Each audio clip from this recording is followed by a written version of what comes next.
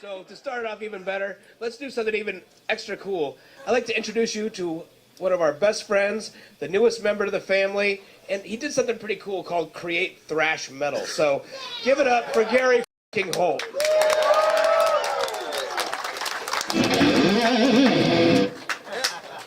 So right now, Gary's sitting here playing his new model. This is the ESP version of the line. You have an LTD 600 and an LTD 200 of the Gary Holt line. So that way everybody from every price point could be, it could be adhered to, no matter how you want to do it. So real quick, Gary's going to play a little bit, and then we're going to talk about what went into the guitar, because it is different. It's not just an EC, and we're going to tell some cool stories, but mostly we just want to hear him play, right? Yeah! All right, so let's do this.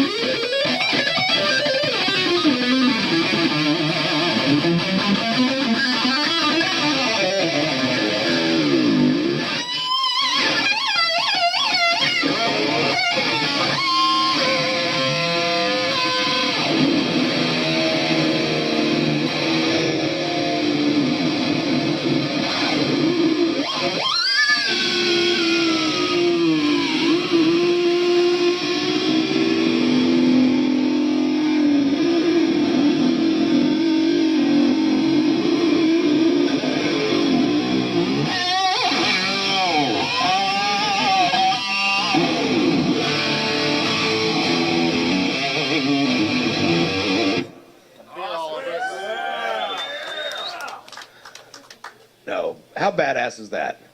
Not very. Beer swilling, having a good time. That's what it's about. This is metal. This ain't, because like I always said, when everybody starts playing guitar when they're 15 years old, nobody ever says they want to someday be the backup guitar player for Taylor Swift. Everybody wants to be a metal guy. Hey, it's easier on your neck. Yeah, that it is.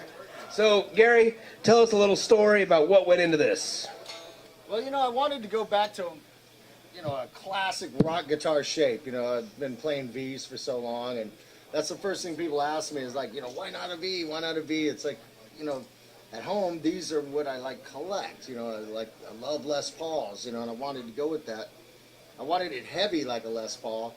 I got the first one of these sent to my house, and I was like, I think it's too heavy, but I think I'm going to leave it like that. I'm an old guy, my back's shot, so.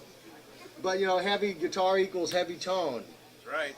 And, like I said, the finish is just, it's like hot rod show car awesome, it's like hot rod coagulated blood. Yeah, coagulated blood, that's what I call it. It looks like a semi-dried pool of blood on out of an episode of Dexter. It's just it's epic. It's a shorter scale, which I like now. In my later years, I've gone to a shorter scale because you get old and your hands get tired a little quicker. So it's kind of just a little way to cheat and make life a little simpler on myself. And ebony fretboard, and these guys came up with the split block inlays, which I love, and it's a classic look. I didn't want upside down crosses in the fretboard. I want them for myself, but I did not want to put them on the model because I didn't want to scare away any guy who's like in a rock band who looks at it and says, that's the most awesome guitar, except for I praise Jesus and it has pentagrams all over it, I'm sorry? Let's what about the left-handed guys? You have to ask this man about that. We're working on it. Yeah. But you know what? How arrogant is it that guitar players are the most arrogant people in the world because they're the only people that require a left-handed instrument. There ain't no left-handed pianos, there ain't no left-handed trumpets, there ain't no left-handed nothing, just guitars and basses. Well, you do set a drum kit up in reverse, but yeah, there is only one for sale, though. Yeah, exactly. Yeah. Imagine the money you could make if you actually suckered people into buying left-handed drum kits. It costs more than a right-handed kit. They were onto something. They were onto something. Yeah. I don't know. I think the most arrogant people in the world are usually tattoo artists, but with guitar players, a close second. Well, hey, as you guys know, Exodus has a new album out, which has been devastating in the industry. Everybody's been going crazy over it. In my opinion, it's possibly the best Exodus record ever. So, and the funny thing about it, when we all heard it, it's all about the guitar tones are ridiculous. So, Gary, what did you go to get into the guitar tones of that record? 'Cause it's awesome. Well, usually I run a combination of amps and stuff, but on this album, with the exception of drums, we recorded everything in a converted laundry room, which, is the awesome, thing about like Pro Tools. You don't need like the full-on, state-of-the-art studio. Right. We like literally did it in a laundry room. But I used my Kemper preamp, which has profiles of my Engels and my Marshalls and stuff all in it, and it sounds identical, and so I was able to use something the size of a toaster and track the record, and it worked out great. Every day. Yeah, I never pulled a mic out. Exactly. So it's awesome. So now, as you guys may know, there's a new Slayer record coming out here pretty soon. And I was fortunate enough to be in the studio with these guys and watch some of Gary doing his solos on it. And as I say it sounds like a broken record. When people look at the LTD EC1000s, that's what he used on the record. Absolutely. LTD EC1000 Floyd Rose. If you doubt it, you're stupid. That's with the exception of you sent me the first LTD, Yep. the black and red, Yeah. and I had a Richard Z model. Yep. But on the tour we just did with Exodus and Slayer, I used the EC.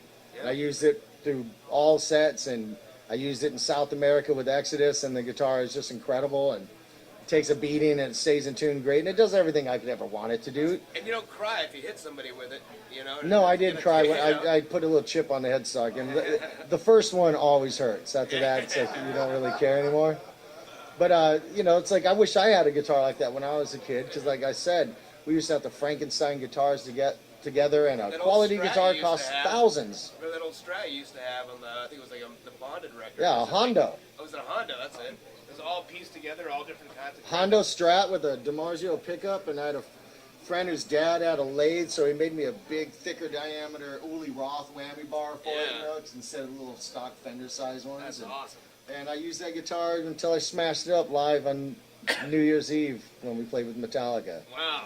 And, I wish I still had it, though. It's one of those regrets, Yeah, it's all right. There's a lot of regrets in metal. Yeah, Beer. A fleeting moment of destruction on stage, and a memento lost forever. Now, does anybody have any questions in regards to anything for Gary? Anyone? Speak up. What kind of strings do you use? What does I use striking the beat Dunlop. sound like on that thing? What? What does striking the beat sound like on that?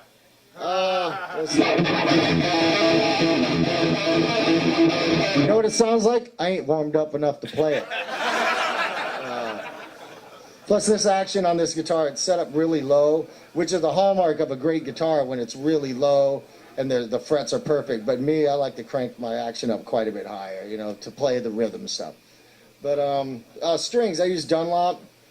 With Exodus, I use a 10 to 50 heavy core set. It's kind of similar to a 10 to 52, but it's a smaller diameter string. I find it a little bit faster. And, I actually switched over to those. 'Cause I was using Yeah, 10 they're and awesome, 52s yeah. forever until we set up your guitar, and I'm like, dick, now I have to set all my strings up. No, I mean it feels the same, but it's less Yeah. like having a bass string on the neck, Yeah. and Slayer, there's 3 different tunings, so it goes from 9 to 46, 10 to 52, and then like Payback, which is in drop B, I have like a 60 on the E string or something like that. Yeah, it's like a big bass string on the go go go go. Any other questions? Why don't you play a little bit then? All right.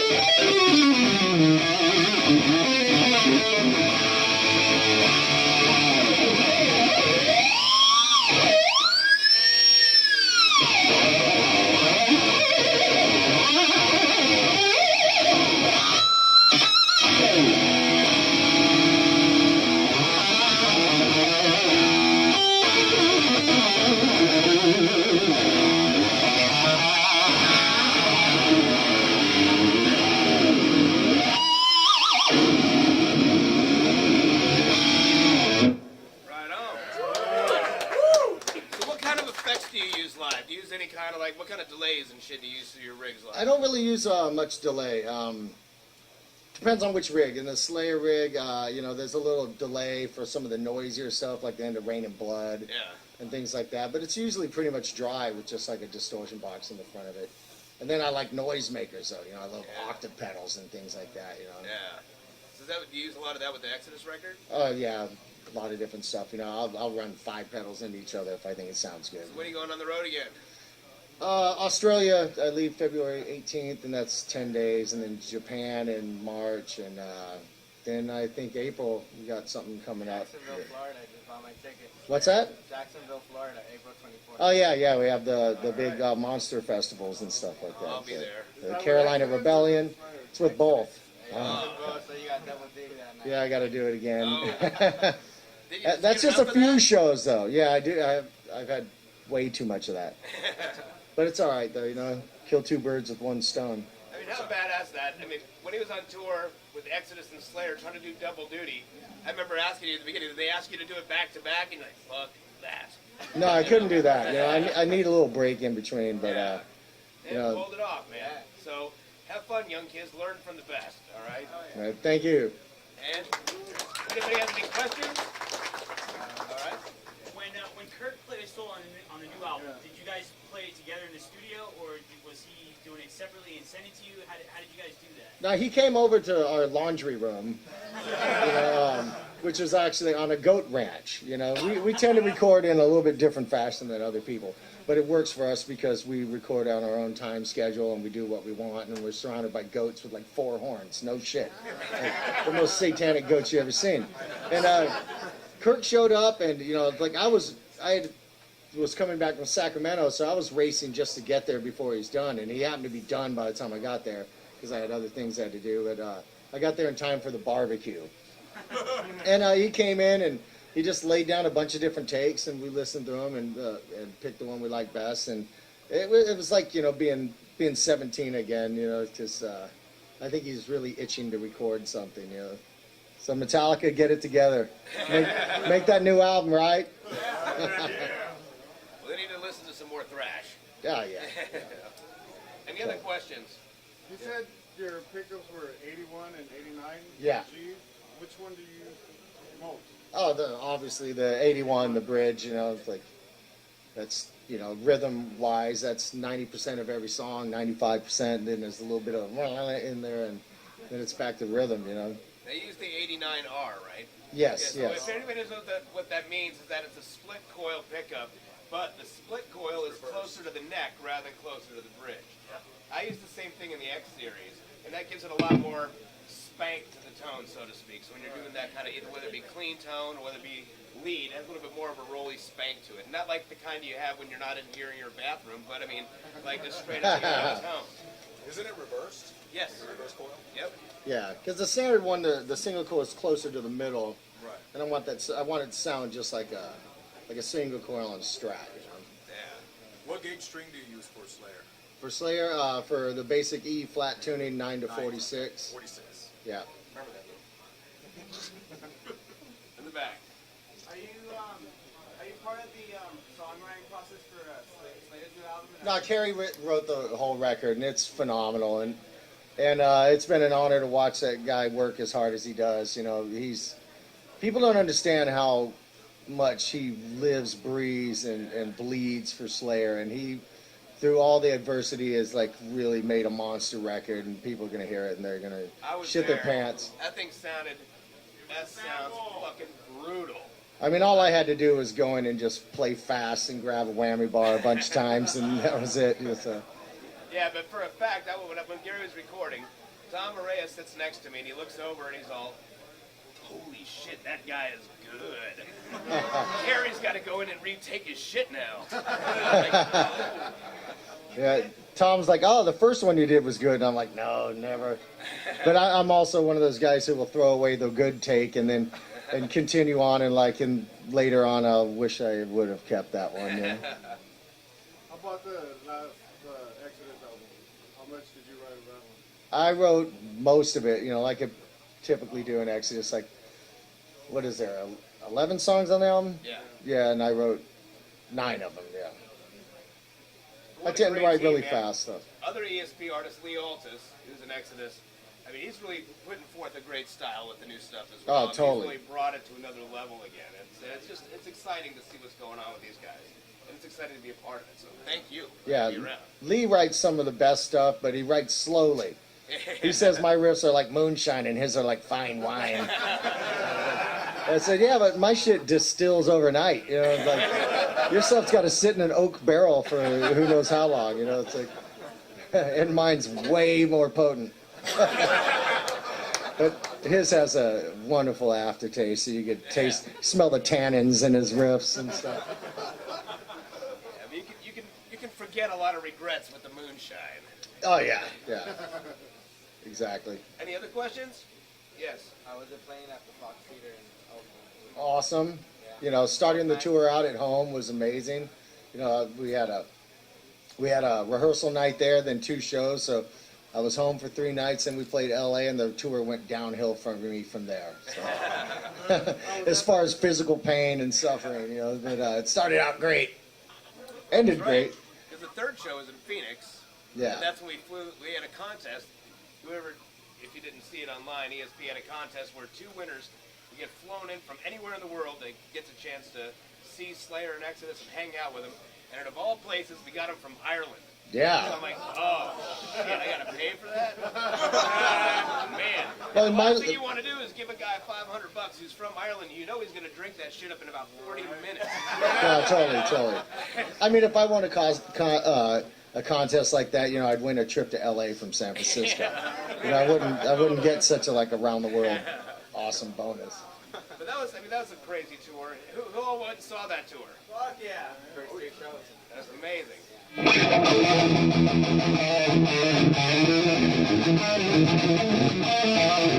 There you go. Maybe start a pit. You promise? I'll keep playing if I see a pit. But there's a lot of money hanging on the wall here. I don't want to be responsible for the damages. Right there.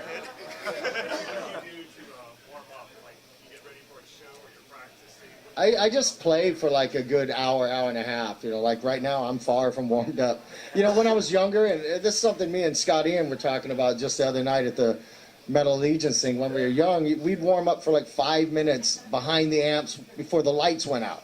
And now we got to play for like a good hour and a half, or we're cramping and the palms of our hands, it's like nails being driven through it. And so, as you get older, you do have to spend a lot more time, you know, preparing for the show and pay more attention to the little details like that. Or otherwise, you go out there and like half the show's gone before you like get through the pain and the cramps and stuff like that. So I usually just I'll play like riffs that really like burn. You know, it's like it's like lifting weights kind of, and make sure the hands are working and you've gotten through some pain before the show starts.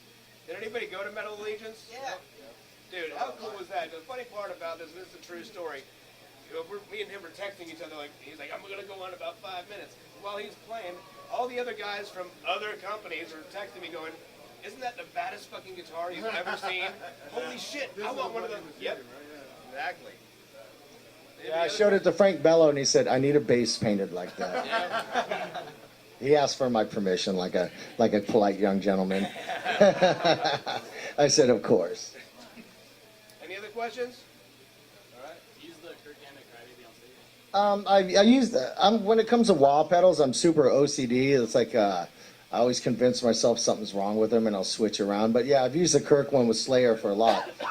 Exodus, I use the Dunlop rack wah or Zach wah. In Slayer, Kerry already uses the Zach, and I think it's good to have a little different sound. So I go back and forth from the Hammett wah to the Cantrell, which is really Cantrell's nice. my favorite. It's got a super throaty sound. It's awesome. Yeah. Yep, back there. Are you gonna have an Exodus headlining tour coming around to LA? I have no idea. You know, trying to balance 2 bands is super hard and difficult, but you know, as far as headlining, that I don't know. We're working on some stuff though. 30 minutes was not long enough. I'm sorry? 30 minutes was not long enough. No, 30 minutes is not long enough unless you're playing an hour and a half later, then it's plenty long enough. Any others? Chris Stedman. So how was it practicing and playing for Metal Legions? Like, how do you like the experience? it's always fun, and I always go into those things prepared for the worst. Like, how bad are we going to butcher like songs from legendary bands that we grew up worshiping, and are we going to pay the price in the end? Like, do they really deserve it? But it's like great. When it all comes together and the song is played well, we're all super surprised and happy. But it's a lot of fun. It's more about fun than it is really the, hey everybody, this is the perfect rendition of a classic song. It's just. Yeah, but there's been a couple of times in the past where the train went off the tracks. Was it a Comic-Con? Was it the Comic-Con one? Oh, the Comic-Con one, I had my parts together though. Yeah, It was Kirk who fucked everything up. I didn't say it. Any other questions? All right.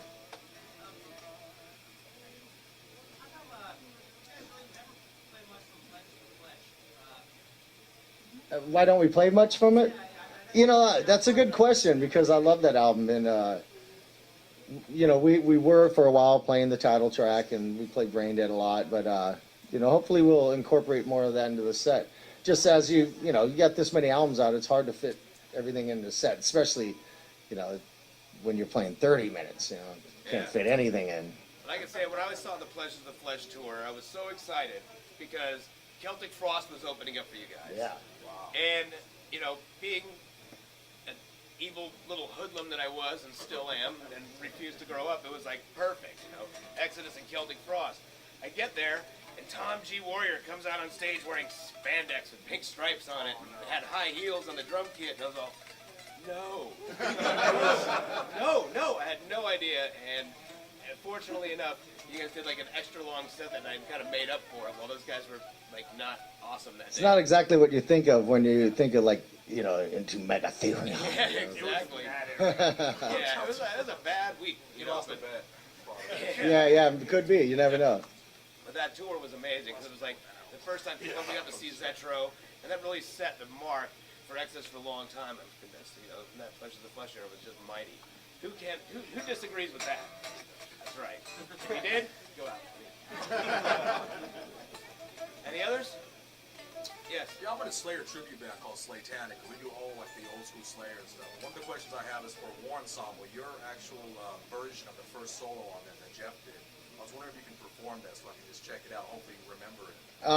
Your version's sick as fuck. I love it. My version of most Slayer solos consists of me making them up like 2 milliseconds before the solo starts.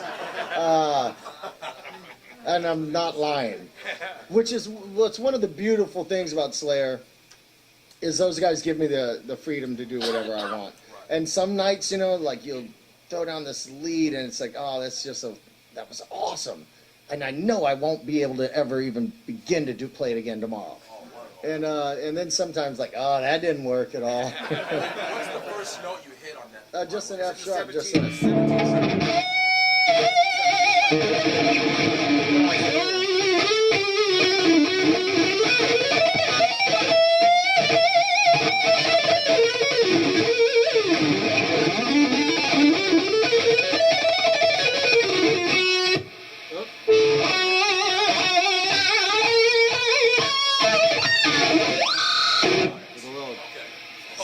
Something like that. Thank you. All right. Well, if you have any other questions, if not, everybody please thank Gary Holt for a medal. Thank you so much. Thank you. All right.